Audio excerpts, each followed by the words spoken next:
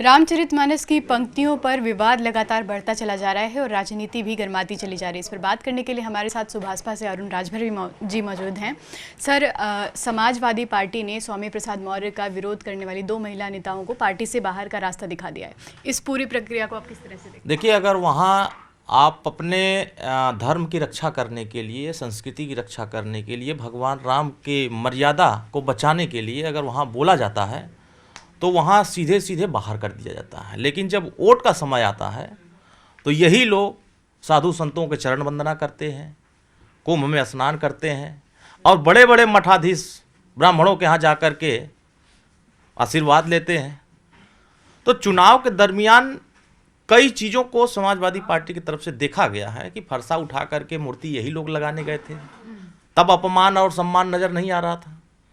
और पूरे उत्तर प्रदेश की जनता जिस समाजवाद को जानती थी, अब वो समाजवाद कुछ चापलूसों के इर्द गिर्द घूम रहा है और वो समाजवाद खत्म होता नजर आ रहा है। माननीय मुलायम सिंह यादव जी ने जो विरासत दिया है, उस विरासत से श्री अखिलेश यादव जी अपना रास्ता भटक चुके हैं और इनके लोग जिस तरह छोड़ करके इन्हीं के दल के लोग सवाल खड़ा कर रहे हैं, जो मौर्य जी ने बयान दिया उसी पर सवाल खड़ा कर रहे हैं। आप जवाब देने की बजाय, उनको संतुष्ट करने की बजाय उनको बाहर निकाल रहे हैं, रास्ता अलग करा रहे हैं, उनका पार्टी से बाहर कर दे रहे हैं। तो कहीं ना कहीं आप ये स्पष्ट संदेश दे रहे हैं कि यहाँ रक्षा करने वाले, सुरक्षा करने वाले और भगवान राम की मर्यादा को बचाने वाले लोगों की अवस्था नहीं है। अब उनको किसी की ज़रूरत नहीं है, इसीलिए कि आने वाले समय में वो जान रहे हैं कि अब हमारा कुछ होने वाला है नहीं और हमारी ही पार्टी के लोग खुद लगे हुए हैं भाजपा को जिताने के लिए और एक गोल लगा हुआ है सपा को हराने के लिए। तो वो स्पष्ट दिख रहा है, इसीलिए अब उनको अब कोई विकल्प नहीं दिख रहा है। तो ऐसे लोगों को बाहर निकाल करके ये संदेश दे रहे हैं अब हमें किसी की ज़रूरत नहीं है, अब हम अकेले रहेंगे और हम अब राजनीति में अब लोहिया जी की विचारधारा पर नहीं चलेंगे। इसलिए अब हम सीधे सीधे हम संविधान का अपमान करेंगे, हम दलित, पिछड़े, आदिवासियों के हक के लिए अब नहीं लड़ेंगे।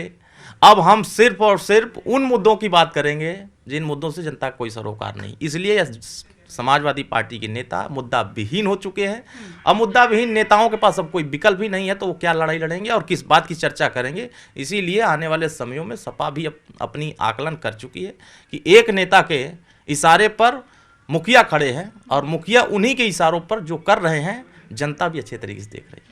लेकिन एक तरफ अखिलेश यादव कहते हैं कि वो रामचरितमानस के अनुयायी हैं, वो काशी विश्वनाथ जाते हैं दर्शन करने के लिए, लेकिन वो स्वामी प्रसाद मौर्य को संरक्षण भी दे रहे हैं, उनका पद बढ़ा रहे हैं, जो कि रामचरितमानस की पंक्तियों का विरोध कर रहे हैं। और ऐसे लोग जो कि समर्थन कर रहे हैं उन पंक्तियों का, उनको वो बाहर का रास्ता दिखा रहे हैं। संविधान में कहीं नज़र नहीं है कि आपको मंदिर जाने से रोका जाए या कहीं आपके साथ अन्याय हो तो आप खामोश रहें। संविधान सभी वर्गों को, सभी धर्मों को, सभी मजहबों को बराबरी का अधिकार दिया है। और श्री अखिलेश यादव जी अगर हिंदुस्तान में पढ़े होते तो भारत के संविधान के बारे में जानते। ये तो विदेश से पढ़े हुए लोग भारत के संविधान को समझ नहीं पा रहे हैं। इसीलिए आज के वर्तमान में जो दलित, पिछड़े, आदिवासी, कमज़ोर, महिलाएं, उपेक्षित लोग हैं, उनको सामाजिक न्याय कैसे मिलेगा इस पर बोलने को तैयार नहीं है। उनको शूद्र कह करके उनको अपमानित कर रहे हैं।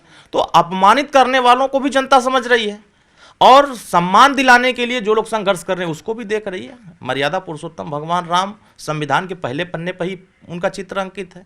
और ये जब जा रहे हैं मंदिर में तो किस बात का मंदिर में, एक तरफ मंदिर में भी जाएंगे और दूसरी तरफ मंदिर की संस्कृति का विरोध भी करेंगे, उस समाज का सनातन संस्कृति का विरोध करेंगे जिसमें करोड़ों लोगों की आस्था है। तो ये आपका जो दोहरा चेहरा है वो बेनकाब हो चुका है। अब बेनकाब चेहरा अब कहीं दिखाने लायक बच नहीं रहा। इसीलिए तो उनके दल के लोग आवाज़ उठा रहे हैं, ये हम थोड़ी उठा रहे हैं। उनके दल के लोग, उनके विधायक, उनके पूर्व मंत्री, पूर्व सांसद, उनके बड़े दिग्गज नेता उठा रहे हैं, तो आवाज़ उठाने वालों को गला काट रहे हैं। तो बोल दिया कि धार्मिक मुद्दों पर कोई बोलेगा भी नहीं। अरे तो उनको मना करें जो बोल रहे हैं, उनको कहें जो चौपाई का रट लगाए हुए हैं, मलाई खाने के लिए जो बेचैन भारत बने हुए हैं, उनको बोलें कि वो बंद करें। उनको ये कहना चाहिए कि हम सामाजिक न्याय समिति की रिपोर्ट लागू कराने के लिए हम सदन में लड़ेंगे, हम जातिवाद जनगणना कराने के लिए हम सदन में लड़ेंगे, हम एक समान अनिवार्य फ्री शिक्षा लागू कराने के लिए सदन में लड़ेंगे।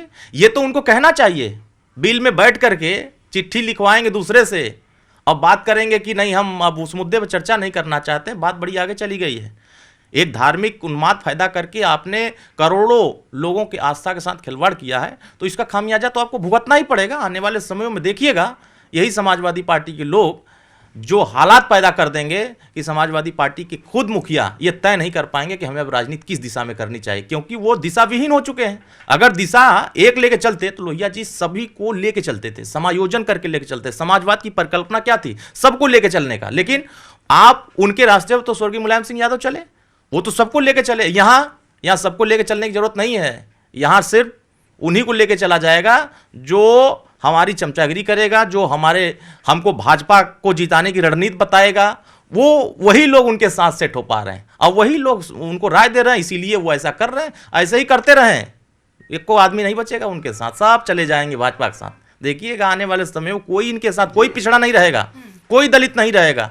दलितों का प्रमोशन में आरक्षण ये खत्म करते हैं, सामाजिक न्याय समिति की रिपोर्ट ये नहीं लागू कराना चाहते हैं, ये घरेलू बिजली का बिल माफी ये नहीं कराना चाहते हैं। आप सदन में देखिएगा, हमारे नेता माननीय प्रकाश राजभर सदन में इस पर सवाल खड़ा करेंगे, देखिए ये विरोध करते नजर आएंगे।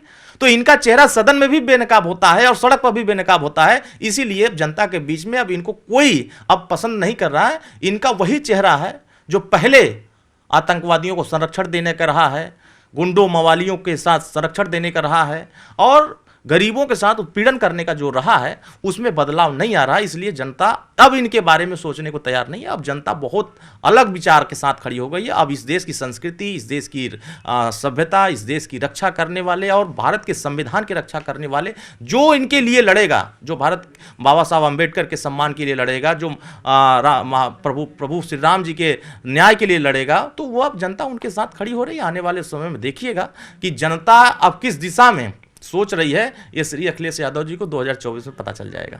हाल ही में एक वीडियो भी सामने आया, आपने भी देखा होगा, जिसमें हनुमानगढ़ी के जो महंत राजू दास जी हैं और स्वामी प्रसाद मौर्य के बीच में विवाद हुआ है। अब उस पर आरोप प्रत्यारोप चलते आ रहे हैं। नहीं, देखिए ये तो गलत है।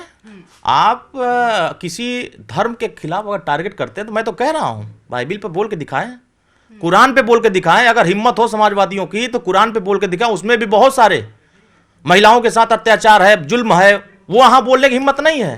3 तलाक का जब फैसला आया था तो यही समाजवादी पार्टी के लोगों ने विरोध किया था। क्यों?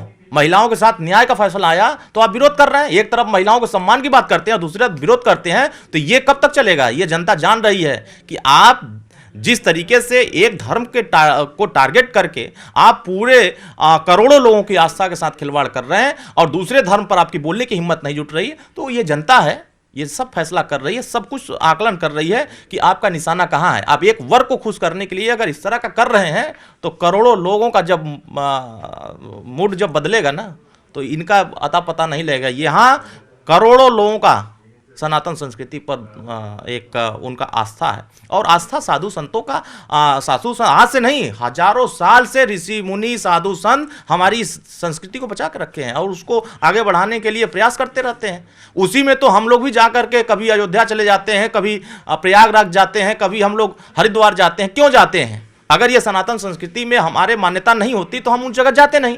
तो जहां हमारे संस्कृति में जो मान्यता है, अगर उसके खिलाफ आप बोलेंगे, हमारे धर्म के खिलाफ बोलेंगे, तो इस उत्तर प्रदेश ही ना देश में आपको कोई स्वीकार नहीं कर सकता। बहुत शुक्रिया सर हमसे बात करने के लिए। तो ये हैं हमारे साथ अरुण राजभर जी, जिनका साफ कहना है कि अखिलेश यादव का इस पूरे मुद्दे पर अभी स्टैंड क्लियर नहीं हुआ है और वो कहते कुछ और हैं और करते कुछ और हैं, ये उनके एक्शन से साफ दिखाई दे रहा है। कैमरा पर्सन शरद तिवारी के साथ नितिका दीक्षित, न्यूज़ 18 लखनऊ।